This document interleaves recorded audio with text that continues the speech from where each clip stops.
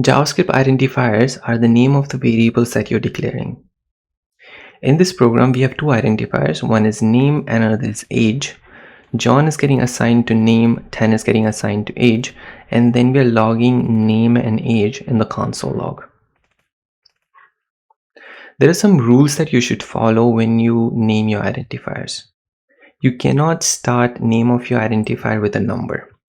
If I change my age identifier to 7age, it's going to throw an error saying that an identifier or a keyword cannot immediately follow a numeric. If I replace my age in the console log with 7age and refresh my page, it's going to throw an exception saying that uncaught syntax error, invalid or unexpected token.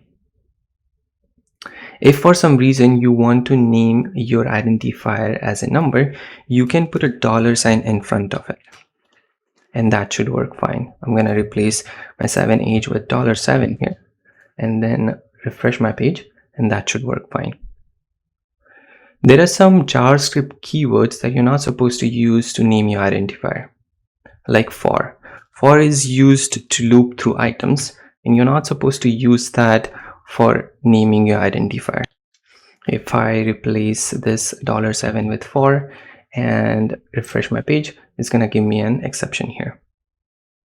The list of reserved keywords is here. I'm going to mention this link in the video description. You're not supposed to use these keywords as name identifiers.